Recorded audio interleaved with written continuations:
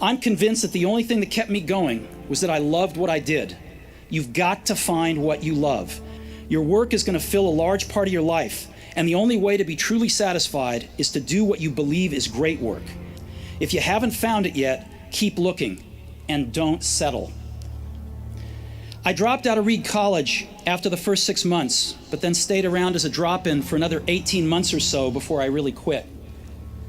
So why'd I drop out? I did go to college. It was almost as expensive as Stanford. And all of my working class parents' savings were being spent on my college tuition. After 6 months, I couldn't see the value in it. I had no idea what I wanted to do with my life, and no idea how college was going to help me figure it out. So I decided to drop out and trust that it would all work out okay. It was pretty scary at the time, but looking back, it was one of the best decisions I ever made.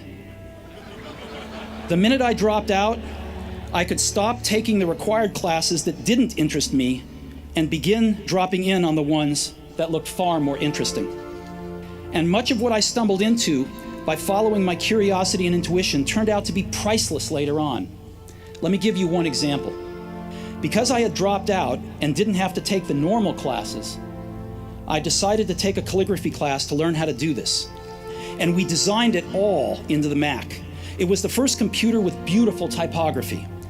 Of course, it was impossible to connect the dots looking forward when I was in college, but it was very, very clear looking backwards 10 years later. So you have to trust that the dots will somehow connect in your future. You have to trust in something, your gut, destiny, life, karma, whatever, because believing that the dots will connect down the road will give you the confidence to follow your heart even when it leads you off the well-worn path, and that will make all the difference. Your time is limited, so don't waste it living someone else's life. Don't be trapped by dogma, which is living with the results of other people's thinking. Don't let the noise of others' opinions drown out your own inner voice. And most important, have the courage to follow your heart and intuition.